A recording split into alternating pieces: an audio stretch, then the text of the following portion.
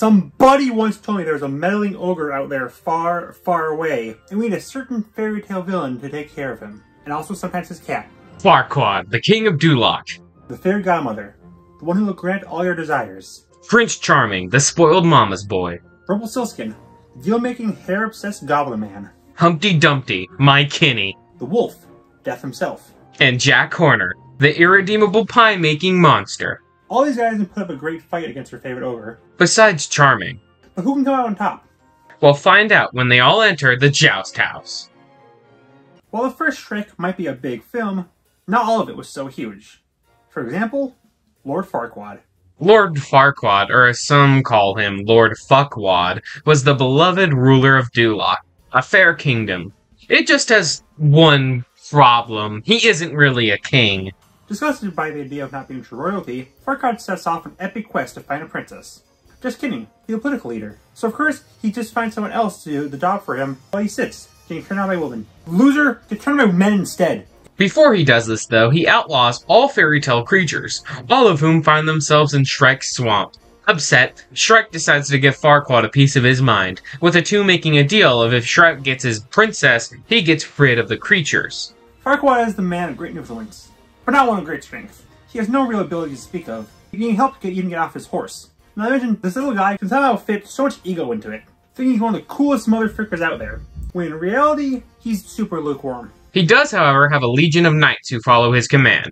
A legion of knights who are easily dispatched by one ogre and his donkey friend. But hey, listen guys, he's not winning. Despite his quite literal shortcomings, Farquad does have some cleverness about him. So truly, men like him are in short supply? He's in short supply because he was eaten by a fucking dragon. The good life. Power. Fame. Potions that can do anything. It's good at the top. But sadly, there's this kingdom, and you're not ruling it. What are you to do? Murder? Well, I mean, if I was in charge, definitely. But this is a kid's film, so looks like the fairy godmother has to rely on magic to get her and her son on top. Which is thankfully something she can do quite well. Godmother has tons of spells in her arsenal. Not only does she brew most, if not all, of her potions in her warehouse, including ones that make you fall in love, and others that turn you into things. But she doesn't need potions for that second part. She's turned a frog into the king of the land. Why doesn't she just turn him back into a frog and get the kingdom back that way? She just loves frogs too much. Big amphibious now. Oh, checks out, checks out. Can also turn people into bubbles for an instant kill. And the king can turn her into dead. All of Godmother's powers come from her wand, and without it, she's basically powerless. With the wand or not, she has the strongest power of all. Family. Unfortunately, she also has the strongest weakness of all, having said family member star in Shrek 3. Oh, and her song slapped, but you already knew that. A long time ago, a princess was locked in a tower, waiting for her Prince Charming to come rescue her. However, we got such a hunk of a man. One man so brave, so courageous, so attractive, so hot, so charming. And Charming found out that the princess was in fact in another tower, instead finding trans icon Big Bad Wolf. Crying to his mother, fairy godmother. Hey, I remember her. The two vowed to make Far, Far Away pay for their misdoings, orchestrating a way to get Fiona to marry Charming. So remember when the fairy godmother died? Dejected and penniless without his mom, Charming finds himself the lowest anyone can be, a theater performer. Even lower, he finds himself in Shrek the Third. Gaining an army of fairy tale villains, Charming raids Far, Far Away and takes all of the inhabitants hostage, forcing them to do the most evil thing he can, make them watch theater, and be in Shrek 3. Charming is a fairly competent swordman despite that, carrying his blade everywhere he goes. He doesn't need to watch his aim though. He's also extremely egotistical and kinda stupid at points. While he's able to convince the villains, he constantly makes very stupid decisions that fuel his ego more than actually getting to the final goal of killing Shrek. Not to mention he's kinda lost it after the death of his mom. Despite this, Charming is an antagonist who truly towers over his opponents. At least until it all comes crashing down. Who do you kin? Rumpelstiltskin? Woman sure did. Huh? The story of Rumpelstiltskin started as a German fairy tale involving a little imp using gold in exchange for a woman's firstborn child. He used the skibbity riz on these women. Shut up. Anyway, this story was heavily altered when Shrek got to its fourth entry, and my personal favorite, Shrek Forever After, where Rumpelstiltskin is instead an evil conman who uses magical contracts. This was essential to Rumpel, since he would use these powers to try and convince the king and the queen of Far, Far Away. However, when he was able to make a life-changing deal, Shrek interrupted it, leading him to grow vengeance upon the ogre. So years would pass, and during this time, Shrek would become disillusioned with his life, growing rather tired of how stressful it all was. So Rumple approached him with a deal, one that would send Shrek back in time so he never rescued Fiona. Which was actually a horrible deal for Shrek, since in this timeline, none of his friends knew him, his children were never born, and Fiona hated his guts. Obviously, this pissed off the big old ogre, so Rumple had to fight back. But there's kind of an issue. You'd find that the Shane Dawson wannabe isn't much of a fighter. A lot of his power set really just comes down to if he can make a deal or not. He does have an army in the film, however this only occurs in the false timeline, so he can't really give it to him. What we can use is his contracts. Anyone who signs them will get anything they want. Rumple rigs it, so usually it'll be at the cost of their own life. He's also got a vast collection of wigs. Not the deadliest thing in his arsenal, but you know, it helps for intimidation. So Rumple got his butt handed to him. Pretty simply, and Shrek would stir the timeline. We assure you he is a way cooler villain than we make it out to be. There's just not a lot to talk about. Hopefully the next one will be... was always there. Humpty Dumpty sat on a wall. Humpty Dumpty took a big fall. But for the hit film Puss in Boot, the writers had to try something new. Humpty Alexander Dumpty was a brother to young Cat. Who would help him steal at that? But when they were caught for the final time, Puss would leave Humpty to pay for the crime. Spending years angered and bitter, Humpty would come up with a plan sure to leave a splinter. Tricking Puss into jail with no chance to bail. Okay, nah, fuck this, I'm done. So basically, Humpty Dumpty is an asshole and was always there. So he betrays Puss, but then Puss is like, you. So he falls off a cliff and fucking dies until he becomes a golden egg. God, I hate my fucking life. Man, I'm 63 and this is deep. Puss in Boots. Everyone's favorite fearless hero who is adored by all. All especially includes himself. As despite having 9 lives, Puss never really considers anything but himself, even to the point of dying 8 times. Even with the threat of constant bounty hunters, Puss never needs to worry about the loss of his last life. That is, until a certain furry comes into the picture. This wolf, seemingly just a bounty hunter, is capable of giving Puss such a beating that he forces himself into exile. That is until he finds out about the Wishing Star, a forest that can grant him back his lives. Despite this, the wolf keeps following him, forcing him into several reckless decisions, unwinnable fights, and realistic depictions of a panic attack, until we find out this ain't just some random bounty hunter, this is Death himself, coming to claim Puss's last life. And he's truly capable of getting it. Capable of inflicting a brutal fight against Puss, summoning fire, teleportation, and is quite capable with his 2 sickles. He's also incapable of dying by normal means, because, you know, he's Death. Straight up. He's not infallible, though. He's quite cocky and prefers to play with his food rather than going straight to the kill, and has a code of honor that might conflict with his whole goal of, you know, murder, with Puss's resolve being enough for him to back down. Only temporary, though, for death does come for all. If I kill myself, does that mean I get to meet the hot furry? Awkward, no! Most dangers of people come from the most innocent of places. Like this bakery. I wouldn't call bakeries innocent. I once ate a pie that had the main ingredient be actual people. How was it?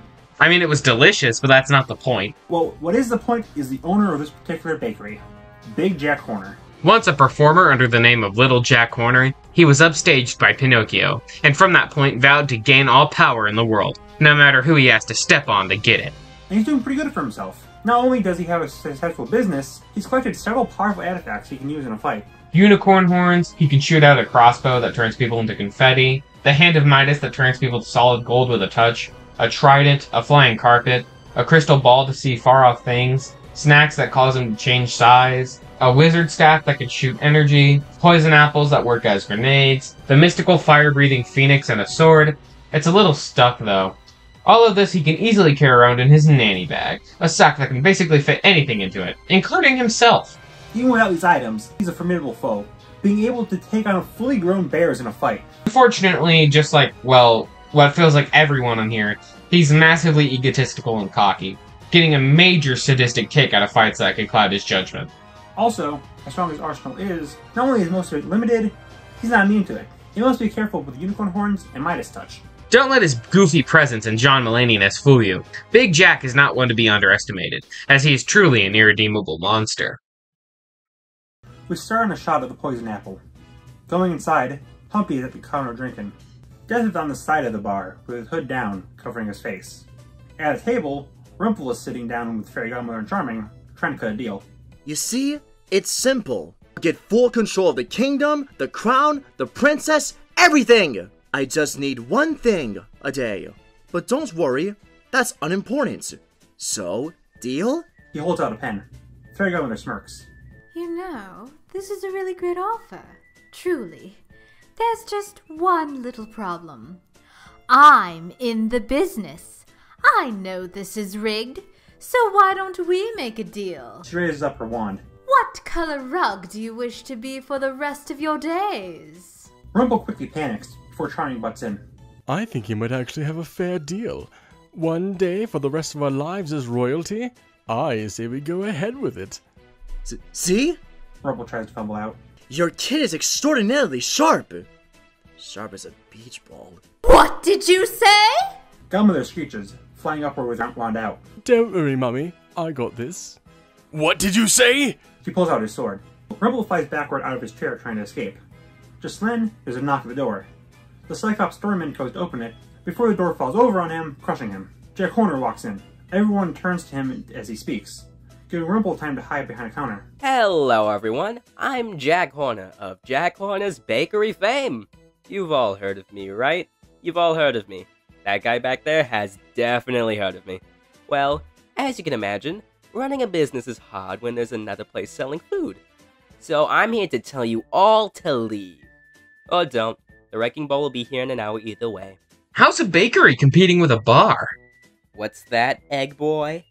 Oh, the things I could bake with you. Wanna come back to the shop with me? Hey, Captain Hook walks over. The egg is right. We aren't competitors. Let's just all sleep what's under the rug. Jack reaches into his pocket. Yeah, good idea. Unfortunately, unicorn horn! Jack stabs him with the unicorn horn, causing him to explode. His hook falls to the ground. Everyone falls silent. Humpty quickly hides it under a table. Well then, if there's no further interruptions... There is one more. Farquad walks in with guards behind him. I've gotten the thumbs up to remove our fairy tale things. Come now, and I'll shorten your sentence from death to life in jail. Well, first off, I'm a nursery rhyme, and second, you're removing potential customers. So I suggest you turn around, shorty, says Jack, reaching into his nanny bag. Farquad looks at him in disgust. Why do you need customers? To eat them? No, I need customers to see me do stuff like this. Jack throws an apple bomb to the ground, with the Farquad narrowly avoiding it. This caused everyone in the bar to scatter, some heading straight to the exit, and a few even flying straight through the roof. Death, still sitting in the corner with the hood down, smirks, then whistles, causing fire to encircle the poison apple. Several people run straight into the fire, with its own list of combatants. I'm not one to have my time wasted. Where's that freak? Handle the pink ogre. I'll find the hairy troll. Charming says, readying his sword. Jack pulls out more apple bombs and starts chucking them both at Farquad, who's hiding behind a table. I got Godmother, who turns them all into bubbles. Godmother comes close enough for Jack to be face to face, only for him to slug her in the face, knocking her down. Well, this ain't working. What else do I have in here? He pulls out the magic carpet and throws it to the ground. The phoenix starts flying around him, and then the ethical bug. Hello, Jack. I'm your conscience. The little voice in your head. Jack swishes him. He then pulls out a trident. Farquad comes out from his hiding spot.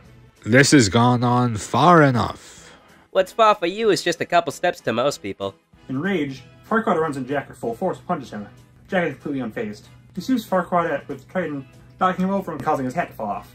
You know, someone as short as you should really keep track of his feet. For instance, right now! Farquad looks down and realizes he's on the magic carpet. Jack snaps his fingers, causing the carpet and Farquad to go careening into the fire outside, roasting Farquad alive. Meanwhile, Humpty and Rumple are both crawling around behind tables trying to find a way out. They bump into each other. Hey, watch it, dummy! I mean, poor soul who needs help. Things are getting pretty heated out there. But I have a way to turn things in your favor. Just simply send your name here, and all your troubles will fade away. I wasn't hatched yesterday, bucko. I ain't falling for this. Rumple fakes a hurt response. Well, if I can't have a deal with you, you'll have to deal with me! He lunges at Humpty. The two engage in a slap fight and start rolling around on the ground until they bump into the table, reloading Charming. There you are! Oh, poop. That's for you, buddy. Humpty runs off. Rumple tries to flee before Charming kicks him in the face, knocking him down. Charming holds his sword to his face. Hopefully they'll bury you with a better wig. Fairy Godmother recovers from earlier and notices Charming and Rumple. She flies over. Sorry, sweetie, but this one's mine. She pulls out her wand and blasts a spell, launching Rumple into the air. But, Mummy, what should I do? He feels a tap on his shoulder. It's Jack, holding a Excalibur with a stone still on it. I've got an idea. He swings it like a club, knocking Charming far away and destroying the rock covering the sword. Oh hey, there's a sword here. Who knew? Charming gets up, sneers, then rushes at Jack. The two clash swords. Rubble recovers, only to see Godmother's wand pointing at him. Like mother, like son, right? Godmother glares at him. Meanwhile, Humpty peers out from behind his hiding spot and notices the Godmother's wand. This egg just cracked an idea. Humpty slowly creeps up around the Godmother, who's readying a spell to finish Rumple off. Before she fires it, Humpty jumps on top of her, ready to grab the wand. Give me it! Rubble, meanwhile, runs off the unmoving cloaked man in the corner. Godmother shakes Humpty off, who falls, yet remains undamaged. Huh. Thought I'd be cracked by now. That's a wish I can grant. Godmother says, flying straight through him, shattering him. Well, I do like my eggs over easy, but that was still pretty underwhelming. Godmother says, shaking the loose yolk from her hair. He flies out to where Charming is. Rubble approaches the cloaked man. Just simply send your name here, and all your troubles will fade away. Here's my price. Half off. Death slices off Rumple's wig. Before he can do anything, Death slices again, this time cutting Rumple in half. Death stands up and grabs Rumple's hair, then walks around and grabs Farquad's hat and Humpty's jacket, and puts them near Hook's hook. Jack and Charming are still clashing swords. Charming catches him off guard and starves him. Aha! Foul beast! You were a fool to duel the hottest man in all of Far, Far Away. Jack looks around and grins. Poor choice of words. He grabs the phoenix and torches Charming. In an instant, nothing is left but some ash and his discarded sword. Godmother arrives on the scene too late. She looks in horror as Jack laughs. Jack starts digging around in the bag again. Alright, this is dragging on. Should be easy from here. Godmother shoots at him, causing him to drop what he's holding, the hand of Midas. The phoenix notices something shiny and grabs it by the handle of the hand, before then flying off out of the one the hole was made earlier. Godmother shoots another blast, knocking Jack over. Hey lady, I know you're upset about the whole killing your son thing, but look on the bright side. One last thing you gotta get on Christmas, right? Without saying anything, Godmother shoots another blast at Jack. Right before it hits him, a sickle comes flying through.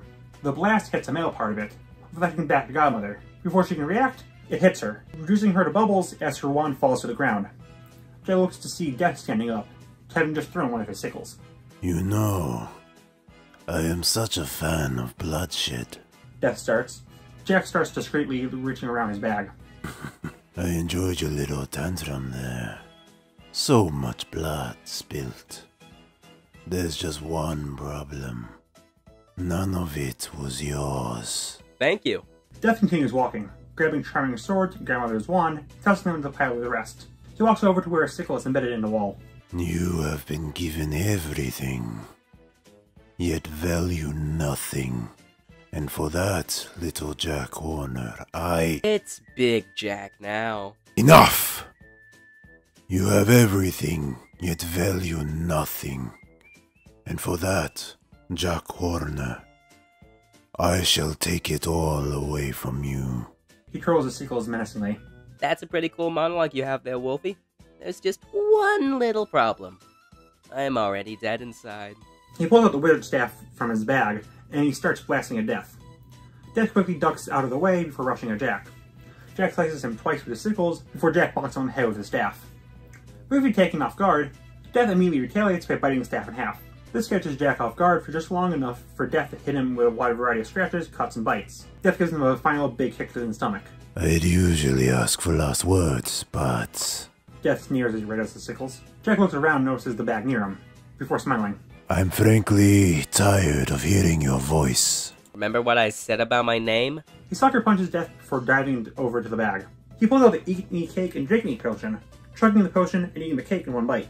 Rapidly, he starts growing in height, shattering through the roof and destroying what was left of the poison apple. Death pulls himself together quickly, whistling again, starting fire around Jack's feet. Jack stumbles around before putting out the fire. He slams his fist down, with Death jumping out of the way and quickly climbing up his arm. Death puts his blades down, slicing up Jack's arms as he runs. Jack's other arm comes out when Death isn't looking and grabs him. Death tries to struggle out, but can't escape. Jack laughs. So, little doggy, what's your plan now? Pendejo. Oh, naughty words for such a small dog. What to do with you? Jack looks around and sees the phoenix holding the hand of Midas. Now isn't that a golden idea? Please, Mr. Wolf, make a cool pose. You'll look so cool in front of my shop. Jack throws him up into the Phoenix, with Death hitting the hand. Death's eyes turn gold, followed by the rest of his body. You son of a bitch. Death completely turns to gold before he can finish. Jack grabs his prize. Well, you really can't make a pie without killing a dozen men. Take that, suckers. Jack laughs to himself as he leaves the wreckage, ending the fight. So, looks like it's all over now. Even with a fight with so many combatants, most really didn't matter all that much. Farquad, Humpty, and Rumple are both physically weak and lack any real combat experience, making all three dead on arrival. Of the three, Farquad's vanity and lack of the cleverness the others have will likely cause him to go over his head, leaving him to die first. Humpty is fairly clever and knows he stands no chance of a fight thanks to being an egg, but that can only take him so far. Even if he hides long enough for 5 of his 6 opponents to die, he still has no chance against anyone thanks to, well, being an egg. Rumple was the first one to actually have a win con, as if he gets a deal off, it's game over. The problem is, with the possible exception of Charming, no one in this battle would ever willingly make a deal with him, and the film shows he can't make a deal himself or have someone do it unwillingly, meaning eventually, his goose is cooked. Charming, as a fairly competent swordsman, should have no trouble handling the 3 below him. He should also get a boost, as he'll likely team up with his mother during this fight. Unfortunately, as both the dumbest member of this Royale and the most normal in a group with magicians and characters with wacky weapons, he can only get so far. Fairy Godmother is definitely the biggest wild card here. She does have an instant kill option, being her transmutation magic. However, a lot of her kit is unknown, as she's mostly hands-off for most of the film. Her durability in particular is up to date, but seeing as she never has any real durability feats, and she's mostly human, but just can fly, she's likely human level. While she could transmute all of her opponents, she doesn't have anything particularly notable in speed, considering that the elderly King Harold could react to her magic, while Death and Jack can keep up with, and occasionally even overwhelm, the significantly faster Puss. And that leads us to Death and Jack. Both definitely have their arguments, but most times, Jack should take it. Let's get the obvious out of the way. Can Death die? Not really, but Jack can actually put him down. While most of his kit probably can't, Jack also has transmutation, including his unicorn horns, the thing he most frequently uses in a fight, and the Hand of Midas. As Joe Serpent was shown screaming her entire transformation into gold, it's likely the hand doesn't flat out kill you, just encases you in gold. Either way, that would be enough to take down Death, for a short while at least. That, in combination with Death's frequency to play with his food, and Jack's wider variety of weaponry keeping Death and the rest of his opponents on his toes, eventually, the baker will cook up a victory. Turns out Jack is the fairest in the land. The winner is Big Jack Horner.